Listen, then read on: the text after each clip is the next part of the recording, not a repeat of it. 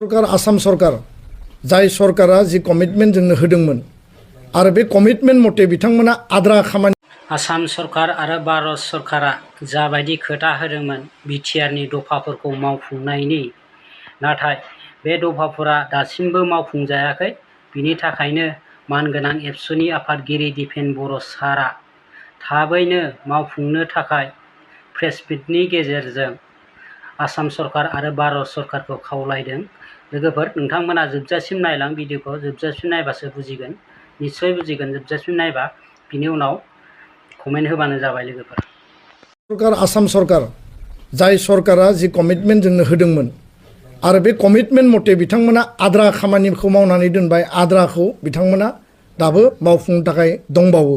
दा बेखायनो सेन्टार आरो स्टेट मोन्नैबो सरकारखौ दिनैनि प्रेस बिबुंसारनि गेजेरजों जोङो गुबुन मेडियायावबो बुंदों, आसामनि सेटेलाइट बा पर्टेल जिखिनि असमिया बिजोंनि मेडियायाव बुंदों जे गोख्रैनो बे दफाफोरखौ मावफुंनायनि गेजेरजों जि मोनसे जास्टिफिकेसन, जि मोनसे अबजेक्टिभ दङमोन बे खामानिखौ मावफुंनानै होनांगौ।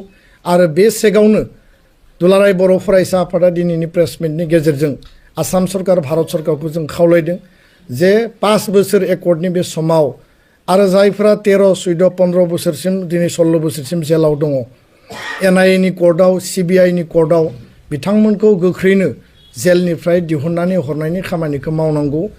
आरो जेलाव जे 66 जायफोर माने सेन्ट्रेल जेलाव दिनैसिमबो दङ सान्तिनि आधाराव आरो हिंसामुक्त जि समाज आरो भाइलेन्स फ्रि जि बड'लेण्ड रिजन जों गायसनबाय, आसामाव जों जे सान्तिनि बाताबरन बा परिबेसखौ जों लाबोबाय आरो बे जोंनि बर' एकर्डखौ नायनानैनो दिनै आदिबासि सावताल बा डिमासा कार्बि बा आल्फा, NLFT, ATTF गुबुन गुबुन जिखिनि हारि माहारिनि माने आर्म स्ट्रागलिं अर्गेनाइजेसनफोर दंमोन दिनै जिहेतु एकर्डआव फैबाय आरो जों पायनियार।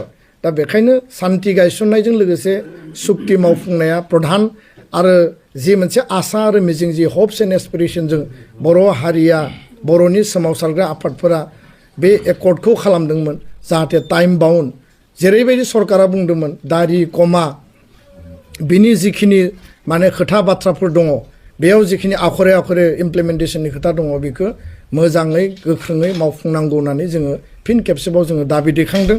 आरो बे हाबाफारिया खोब मोजाङैनो जाफुंसार जाहाथे जायो। जोंनि बारग' दैदेनगिरि, जोंनि आगुनि दैदेनगिरि, एबसुनि गुबुन गुबुन सोमावसारग्रा आफादनि जों बयखौबो हांख्रायनो थाखाय जों थांखि लादों आरो बयबो बाहागो लानायनि गेजेरजों जाफुंसार होनांगौनि थाखाय जोङो गुरैयै खर' गंग्लायै जों खावलायहरबाय। गोजोन्थों।